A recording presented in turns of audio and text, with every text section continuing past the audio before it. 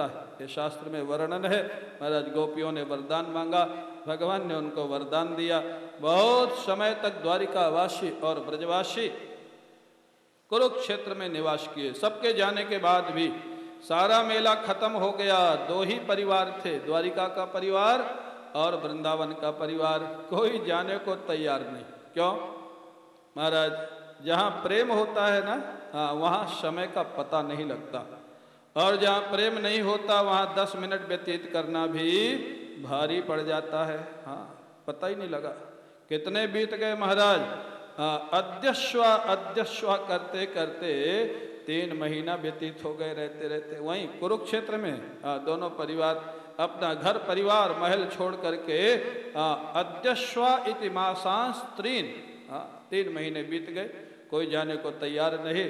अंत में आखिर सगुण साकार रूप में जहाँ ठाकुर जी का मिलना होगा या गुरुदेव का मिलना होगा, जहाँ संयोग है वहाँ न चाहते हुए भी एक दिन वियोग होगा ही। हाँ, सगुण साकार रूप में तो होगा ही।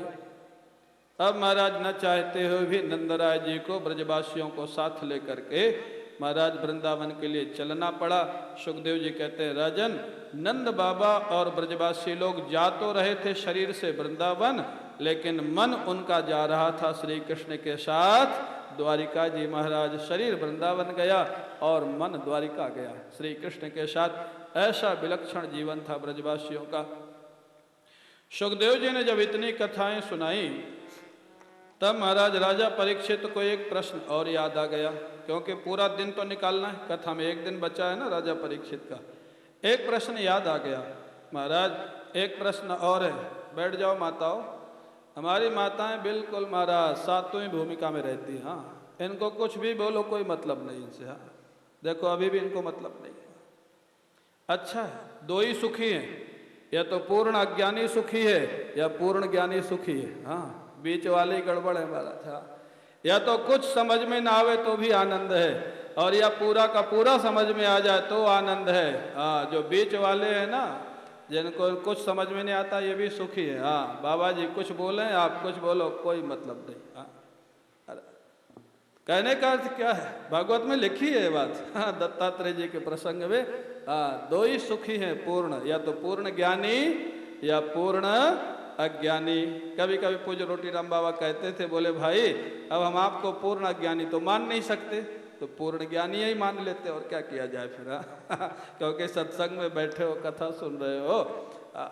कहने का अर्थ क्या है, तो राजा परीक्षित को एक प्रश्न आ गया।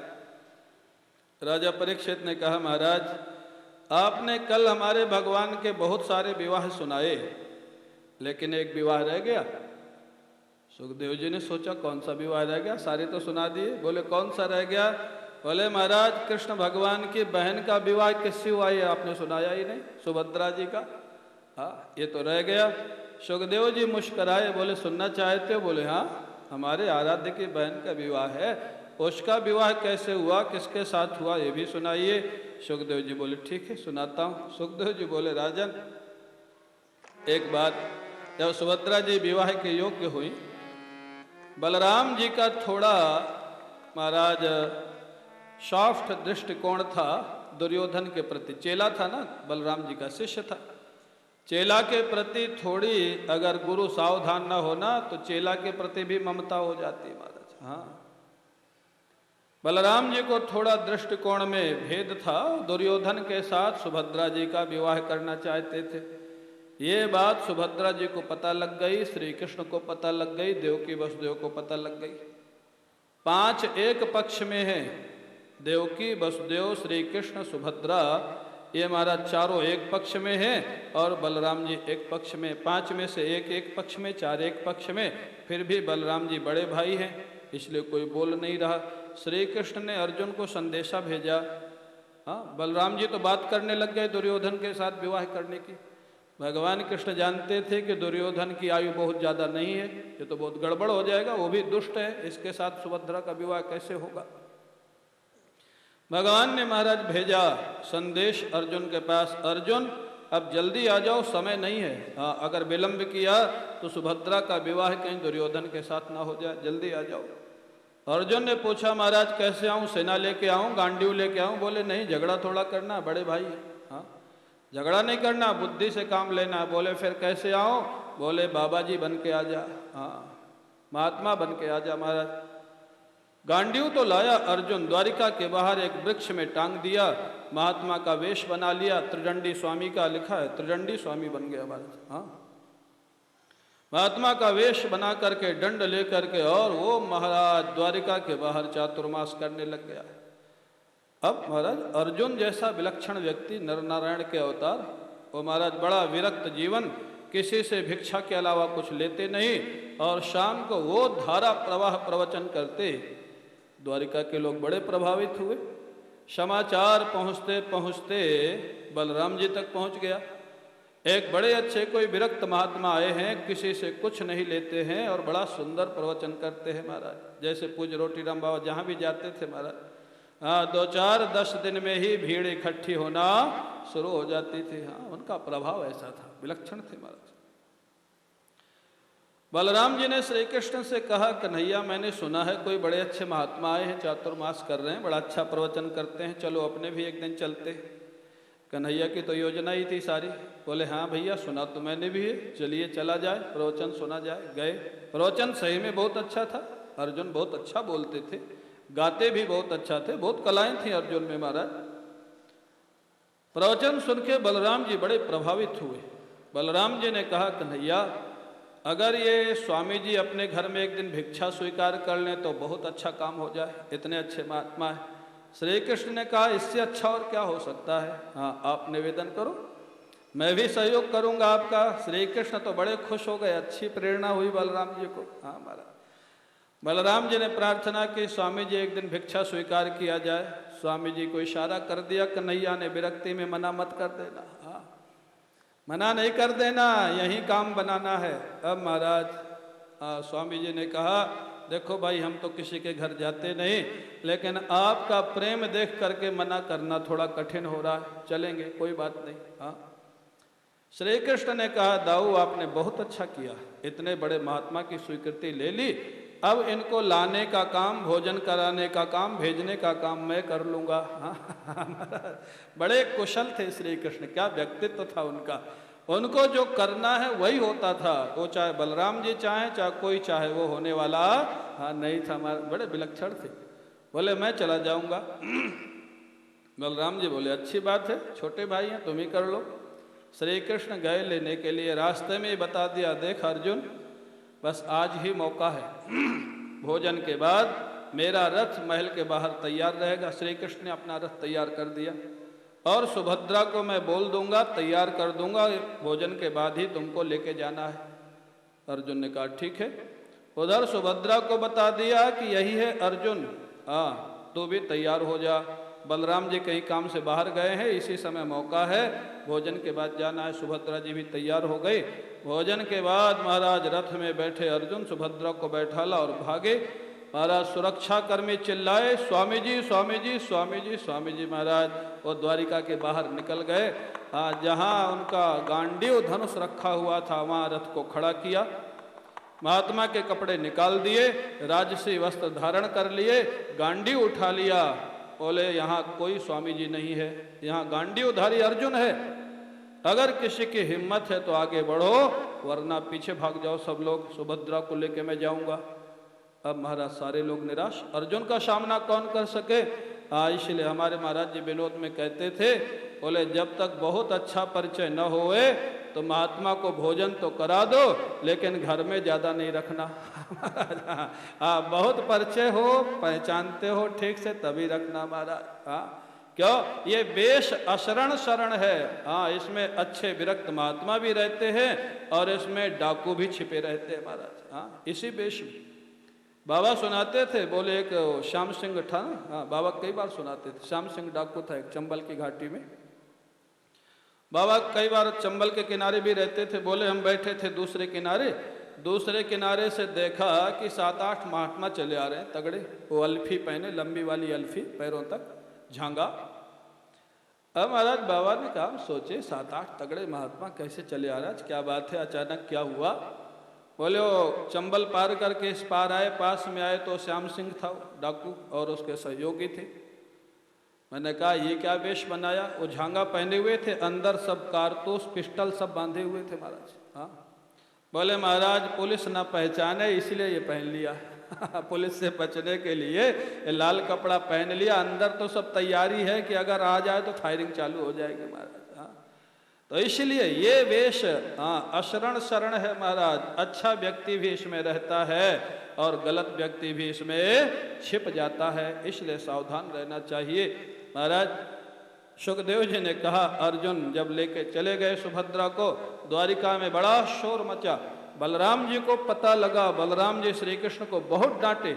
मैं इसीलिए कहता था इन बाबाजियों पे ज्यादा भरोसा नहीं करना चाहिए। श्री कृष्ण बोले तो मैं क्या करूं? निमंत्रण तो आपने दिया था, मैंने तो नहीं दिया था। आपने आमंत्रण दिया था, कथा आपने सुनी थी, मैं तो खाली आपकी आज्ञा का पालन किया, मैं क्या करूं? बलराम जी बोले चलो चढ़ाई कर दो इन पांडवों के ऊपर। हमारी एक बहन और उसके विवाह का इतना बड़ा अपमान। कन्हैया ने सोचा अब लगता गड़बड़ होगा, चढ़ाई होगी तो यही तो लड़ेंगे, पांडव और बलराम लड़ेंगे, मैं क्या करूंगा बीच में।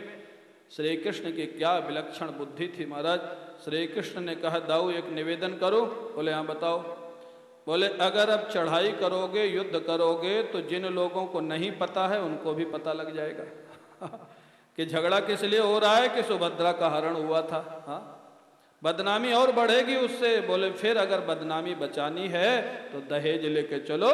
अरे दुर्योधन के साथ ना सही अर्जुन के साथ से, उसमें कौन बड़ा फर्क है? हाँ, दोनों आखिर भाई ही तो है ना। हाँ, दुर्योधन के साथ न सही अर्जुन के साथ हो जाएगा। दहेज लेके चलो, विवाह कर लो शांति से और कह देना हमने अपनी मर्जी से भेजा था। हाँ, ले नहीं गए अर्जुन जबरदस्ती महाराज। बलराम जी को बात समझ में आ गई, बात तो ठीक कह रहे, बदनामी इसी से कम होगी महाराज। गए, विवाह कर दिया दहेज लेके, श्री कृष्ण अपने कार्य में सफल हो गए महाराज। हाँ, ऐसे सुभद्रा जी का विवाह हुआ। सुखदेव जी ने अर्जुन से पूछा, परीक्षित से पूछा और विवाह सुनाऊं? बोले बस महाराज और मत सुनाइए। ये चंद्रवंश के जितने विवाह हुए हैं, हाँ वो महाराज कोई कोई विवाह हुए होंगे जो व्यवस्थित हुए होंगे। अब ये परिवार इतना बड़ा जो यदुवंश था, इतने बड़े परिवार में भगवान कृष्ण बड़ी प्रसन्नता से रहते थे। हाँ, बड़ी प्रसन्न, यही विलक्षणता थी। नारद जी को पीछे कथा आती है, नारद जी को तो एक बार संदेह हो गया कैसे रहते होंगे, सब जगह देखने के लिए गए। हाँ, सब महलों में गए, अलग अलग रूप में भगवान मिले। नारद जी को चक्कर आके गिर पड़े, बेहोश हो गए, ये क्या है? हाँ, भगवान आए, उनको होश में लाए, पंखा वंखा झला, जल छिड़का। नारद जी क्या हुआ? बोले आपकी लीला महाराज आप ही जानो। तो बोले नारद जी से, बोले तो मेरी लीला आपको जानने के लिए कहा किसने था? हाँ, मैंने जो कहा वो काम करो ना। मैं क्या करता हूँ ये जानने के लिए चलोगे तो दिमाग में चक्कर आ जाएगा। हाँ, भगवान जो करते हैं वो भगवान ही कर सकते हैं महाराज। बड़ा विशाल परिवार था, उस परिवार के मध्य में, यदुवंश के मध्य में भगवान बड़े प्रेम पूर्वक निवास करते थे महाराज। इस प्रकार से संक्षेप में दशम स्कंद यहाँ विश्राम लेता है। बोले द्वारिकाधीश भगवान की जय, द्वारिकाधीश भगवान की जय, द्वारिकाधीश भगवान की जय। जय श्री राधे। आप लोग थोड़ा भजन करेंगे और उसके बाद थोड़ा एकादश स्कंद इस समय भी होगा और बाकी जो बचेगा सायंकाल सुनाया जाएगा। हमारे समादरणीय श्री प्रेम भूषण जी महाराज भी पधारे हुए हैं, कथा में पधार रहे हैं। हम सभी लोग उनका स्वागत करते हैं। बोले बांके बिहारी लाल की जय।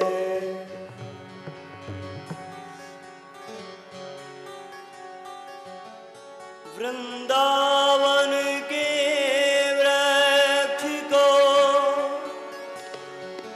मरम न जाने को,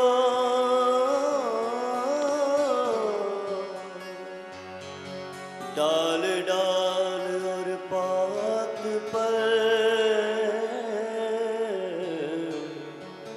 श्री राधे राधे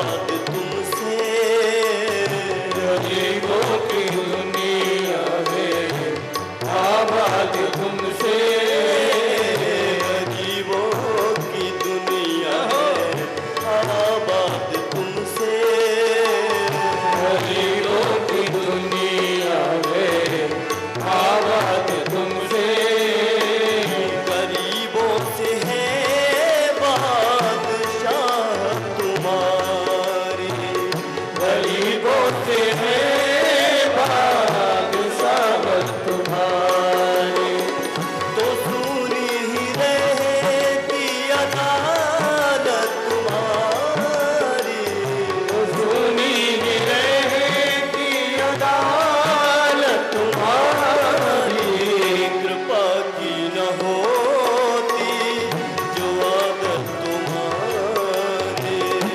काफी न होती आदत तुम्हारी।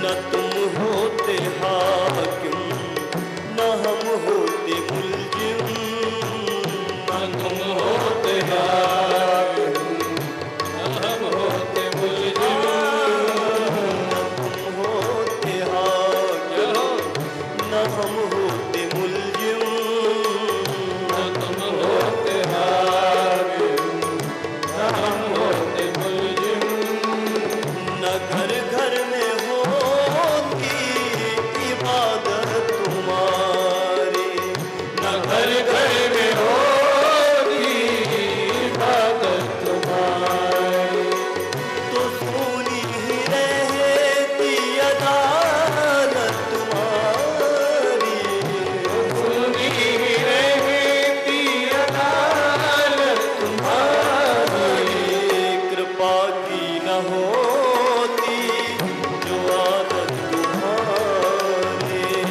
बाकी न होती जो आदत तुम्हारी।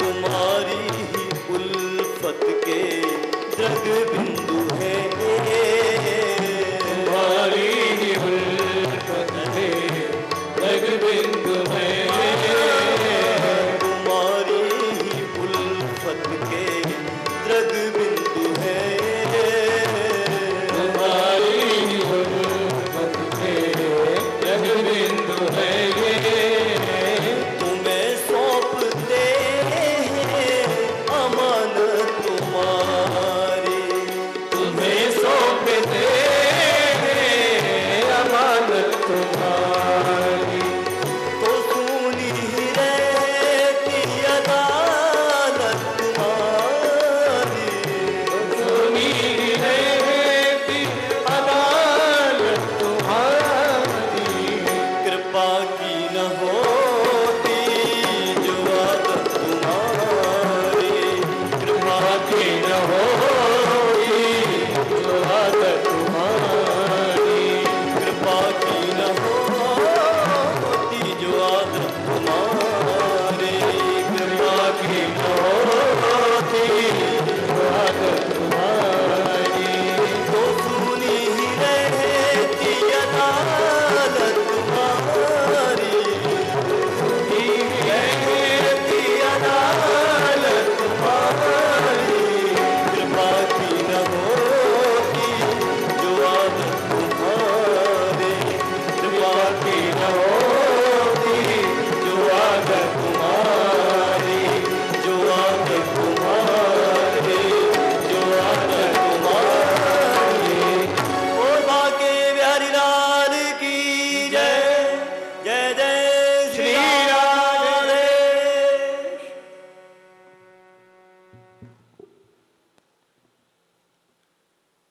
हम लोगों के लिए बहुत प्रसन्नता है। श्री प्रेम भूषण जी महाराज जो राम कथा के बड़े सरस प्रवक्ता हैं, आज चित्रकूट में आए हुए हैं। कल ही आए हुए थे और आज कथा में आए हुए हैं। मैं तो चाहूँगा कथा के बाद थोड़ा बहुत कुछ 8-10 मिनट। कल तो कथा नहीं है, कल कैसे करेंगे?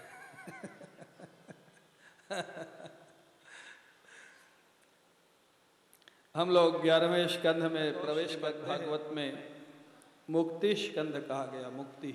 हाँ? और मुक्ति का अर्थ श्रीमद् भागवत के दूसरे स्कंध में ही लिखा हुआ है। मुक्तिर हित्वा अन्यथा रूपम स्वरूपेण व्यवस्थिति। अन्यथा रूपम हित्वा स्वरूपेण व्यवस्थिति मुक्ति। अन्यथा रूप जो शुद्ध अहम के साथ तादात्म्य हो गया है, मैं अमुक जाति वाला, मैं अमुक योग्यता वाला, मैं मोटा, मैं पतला, मैं गोरा, मैं काला, ये स्थूल शरीर सूक्ष्म शरीर का जो तादात्म्य हो गया है शुद्ध मैं के साथ, इसका निराकरण करते करते, नेति नेति करते करते जो शुद्ध अहम सर्वाधिष्ठान बचता है, शुद्ध मैं, शुद्ध अहम, उसी का नाम है मोक्ष। हाँ? ये मुक्ति की परिभाषा भागवत में लिखी हुई है।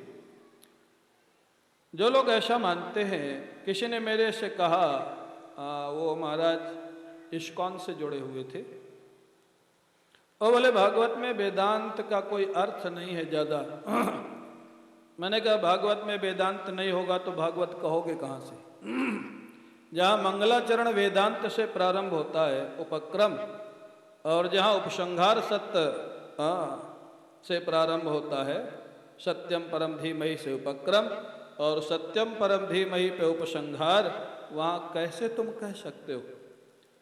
जो महर्षि व्यास की प्रतिज्ञा है, भक्ति ज्ञान और वैराग्य श्रीमद् भागवत के प्रत्येक स्कंध और प्रत्येक अध्याय में व्यवस्थित है। हाँ?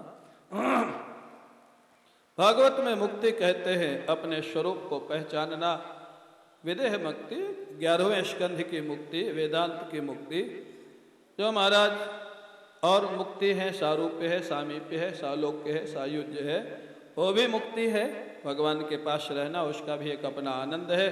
लेकिन यहाँ जो मुक्ति का प्रकरण है वो है अपने स्वरूप की अनुभूति, अविद्या की निवृत्ति, शुद्ध मैं की अनुभूति। अन्यथा रूपम हित्वा, जहाँ मेरा मेरा लगता जाए। बड़ा सीधा सा तरीका पूज्य रोटीराम बाबा बताते थे। जहाँ मेरा लगता है वहाँ मैं नहीं लगता, ये आप लोग सब जानते हैं। मेरी गाड़ी, मेरा मकान, मेरा कपड़ा, तो आप मैं गाड़ी, मैं मकान, मैं कपड़ा कभी नहीं बोलते। हाँ, तो जो मेरा होता है वो मैं से अलग होता है। अब आप शरीर में लगाना प्रारंभ करें, मेरा हाथ, मेरा पैर, मेरा शरीर, मेरी आँख, मेरा कान, सब में मेरा लग रहा है। ये हो गया स्थूल शरीर। और फिर मेरा मन, मेरी बुद्धि, मेरा चित्त, ये सब सूक्ष्म शरीर है। ये सब जगह मेरा लगता है। तो जहाँ जहाँ मेरा लगता है, नियम है वो मैं नहीं होता है। लेकिन हम लोगों की गड़बड़ी क्या है, मेरा भी लगा देते हैं, मैं भी लगा देते हैं। हाँ, कभी बोलेंगे मेरा मन बहुत दुखी है, कभी बोलेंगे मैं बहुत दुखी हूँ। हाँ, यही घोटाला है। हाँ, यही गड़बड़ है। एक जगह रहना चाहिए, जहाँ मेरा लगेगा वहाँ मैं नहीं लगेगा, जहाँ मैं लगेगा वहाँ मेरा नहीं लगेगा। इसी को समझना है। और जहाँ जहाँ मेरा लगता जाए उसको अपने से अलग समझते हुए निषेधावशेष जो अधिष्ठान तत्व बचेगा, उसी का नाम है मुक्ति। उसी मुक्ति का निरूपण 11वें स्कंध में भगवान ने किया। उस मुक्ति की अनुभूति के लिए सर्वश्रेष्ठ संपत्ति है वैराग्य। वैराग्य नहीं होगी तो जो कैवल्य मुक्ति है, वेदांत की मुक्ति है, कितना भी कोई कहे, हाँ, उसका रस, उसकी अनुभूति नहीं हो सकती। हाँ, जब तक दृश्य प्रपंच से वैराग्य नहीं होगा। बोले उसी को पुष्ट करने के लिए भगवान भले लीला कर रहे हैं, लेकिन भगवान द्वारिकाधीश के जीवन में भी वैराग्य का दिग्दर्शन इस स्कंध के प्रारंभ में किया गया।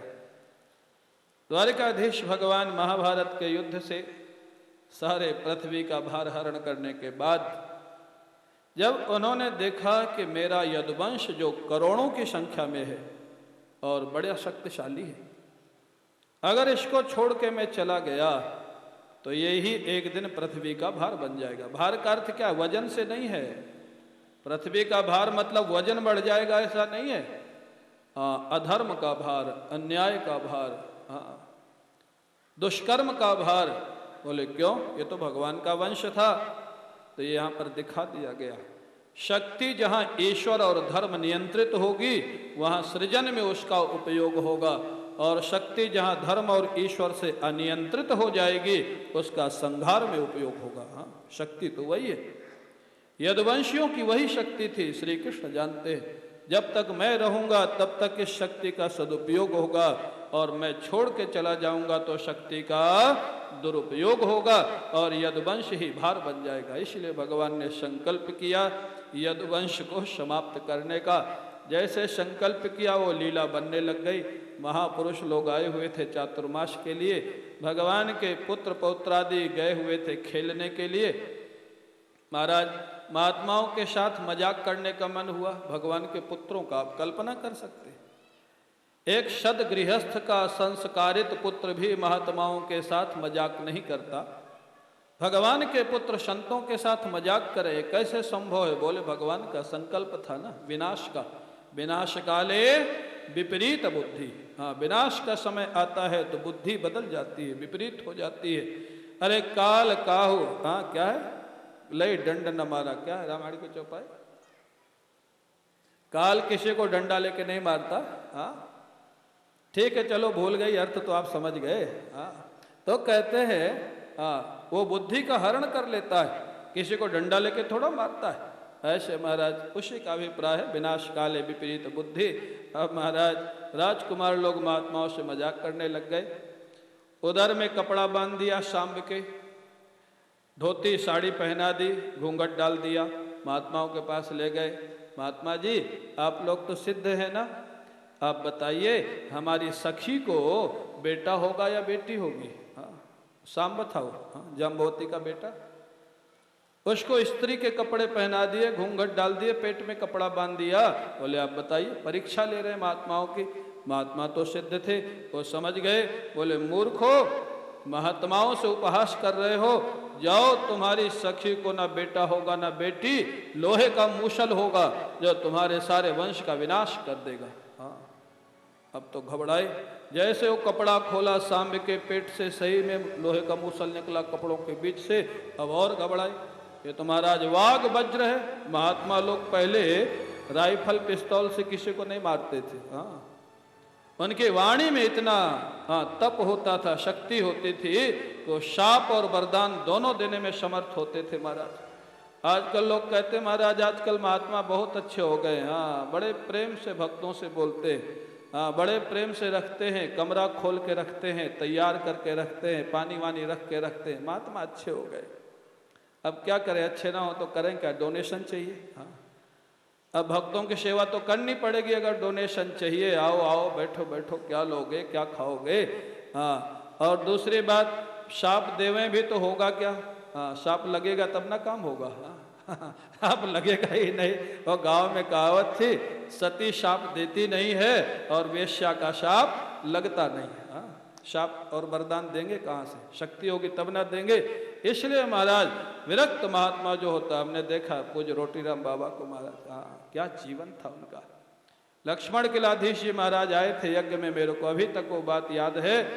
उन्होंने महाराज टिप्पणी की थी, बोले ऐसा बादशाह साधु मैंने जीवन में नहीं देखा। हाँ ये उनकी टिप्पणी थी महाराज। ऐसे महापुरुष, क्या कहना है, आप लोग सौभाग्यशाली हो कि ऐसे महापुरुष का इतने वर्षों तक आप लोगों को सानिध्य मिला है।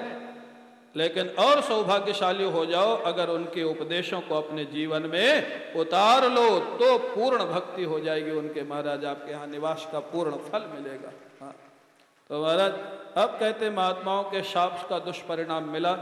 उग्रसेन को बताया गया, मूसल को घिस घिस करके चूरा बना दिया गया, समुद्र में फेंक दिया गया। मूसल रहेगा तब ना मारेगा, लेकिन भगवान महापुरुषों का शाप अमिट होता है, कोई मिटा नहीं सकता है। वसुदेव जी को भी इसकी सूचना लगी। नारद जी से भयभीत होकर के पूछा, क्या श्री कृष्ण से हमारा वियोग होगा? यदुवंश का विनाश होगा तो वियोग होगा। भगवान के वियोग की कल्पना भी हम नहीं कर सकते हैं, क्योंकि जन्म के पूर्व 11 वर्ष तक वियोग किसी तरह हमने निकाला था। अब हम कल्पना नहीं कर सकते हैं। नारद जी आप बताइए, भगवान के कभी वियोग की अनुभूति न हो, क्या ऐसा कोई साधना है? ऐसे कोई साधना है? नारद जी ने कहा, यही प्रश्न एक बार विदेहराज निमि ने नव योगेश्वरों से पूछा था। निमि ने पूछा था, महाराज भगवान की हमेशा अनुभूति बनी रहे, वियोग का अनुभव न हो, ऐसी कौन सी साधना है, कौन सा धर्म है? तब कवि नाम के योगेश्वर ने इसका जवाब दिया था, एवै भगवता प्रोक्ता उपायात्मलब्धये अंजः पुंसाम अविदुषाम विद्धि भगवतान् हितान्। भागवत धर्म एक ऐसा उपाय है जिससे भगवान की हमेशा अनुभूति रहती है जब तक जीवन काल है, और जीवन काल के बाद भगवान के धाम की प्राप्ति होती है, जिससे कभी भगवान के वियोग का अनुभव नहीं होता है। भागवत धर्म ही कैसा उपाय? बोले महाराज भागवत धर्म क्या है? बोले जो सबसे सरल धर्म है उसी का नाम भागवत धर्म। सबसे सरल, कोई भी कर सकता है, आप भी कर सकते हैं, हम भी कर सकते हैं, कोई भी कर सकता है। सबसे सरल, अंजहा अविदुषाम पुंसाम अंजहा, ना समझों के लिए भी जो सरल है उसका नाम है भागवत धर्म। वही शब्द कह रहे। बोले महाराज थोड़ा व्याख्या करिए। हाँ, हमारे गुरु जी कहते थे, पूज्य स्वामी श्री अखंडानंद जी महाराज, वो कहते हैं कि मान लिया आपको कुछ नहीं आता है, ठीक है, आश्रम में झाड़ू तो लगा सकते, मंदिर में सफाई तो कर सकते हैं। हाँ, इतना तो हर व्यक्ति को आता है। मंदिर में सफाई करना, आश्रम में झाड़ू लगाना, अगर आप भगवान की प्रसन्नता के लिए करने लग जाएं, उसके बदले कोई वेतन न लें, उसके बदले सम्मान न लें, उसके बदले कोई पद प्रतिष्ठा न लें, केवल भगवान की खुशी के लिए आश्रम में झाड़ू लगावें, मंदिर की सफाई करें, तो झाड़ू लगाना भी भागवत धर्म बन जाएगा और भगवान की अनुभूति एक दिन करा देगा। इतना सरल है भागवत धर्म। इसको बोलते हैं भागवत धर्म। या नास्थाय नरो राजन न प्रमादित करहिजित, धावन निमीलवा नेत्र, आंख बंद करके दौड़ो महाराज इसमें, तो भी गिरने का भय नहीं, क्योंकि भगवान का सहारा रहता है। प्रारंभ कहाँ से करें? बोले समर्पण से। जो भी आप कहेंगे महाराज आश्रम में झाड़ू लगाने का, हम तो गृहस्थ है, आश्रम में कैसे रहें? सब लोग तो नहीं रह सकते, घर में रहते हैं, तब क्या करें? कैसे भागवत धर्म का पालन करें? सबसे प्रारंभिक उपाय बता दिया, जो इस श्लोक प्रायः कई लोग रोज बोलते, कायेन वाचा मनसेन्द्रियैर्वा। मन वाणी कर्म स्वभाव से जो भी आप करते हो, जो भी करते हो, करोति यद यद। श्रीधर स्वामी जी कहते हैं करोति यद यद का अभिप्राय है अशास्त्र विहितम अपि। केवल शास्त्र विहित नहीं, अशास्त्रीय कर्म भी जो तुम्हारे स्वभाव में बन गया है, वो भी अगर तुम भगवान को समर्पण करके करने लग जाओ तो भी भागवत धर्म बन जाएगा।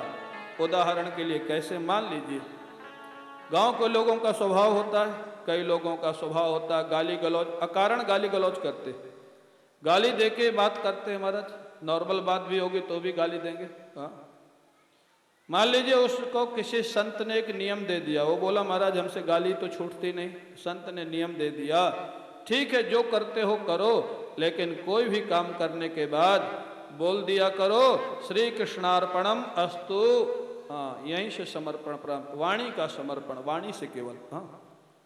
आप कल्पना करो इस विधि का कितना प्रभाव पड़ेगा। अगर 5% भी उसका भगवान से लगाव होगा, और मान लीजिए उसने किसी को गाली दिया और गुरु जी ने नियम दिया है, गाली देने के बाद बोलना है श्री कृष्णार्पणम अस्तु। तो अब जब बोलेगा तो गाली कहाँ जाएगी? किसको लगेगी? भगवान को। अगर थोड़ी भी भावना होगी, आस्तिक होगा, थोड़ा भी भाव होगा, तो अगले दिन से गाली देना बंद कर देगा कि अगर गुरु के प्रति निष्ठावान होगा।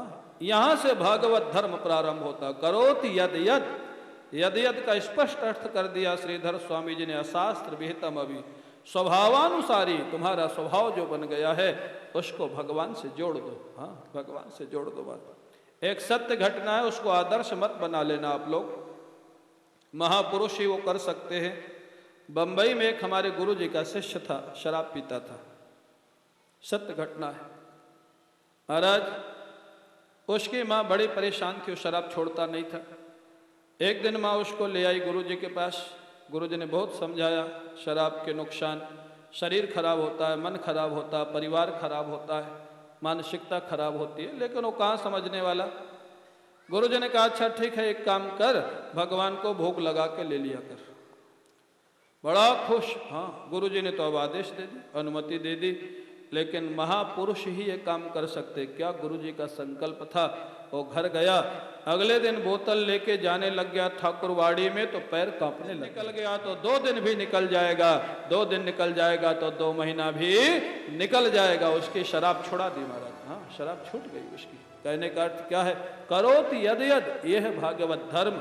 लेकिन महापुरुष के संरक्षण में सामान्य कर्म तो आप कैसे भी समर्पित कर दे, ठीक है, लेकिन करोति यद यद ये थोड़ा नुकसानदायक है, सावधानी पूर्वक।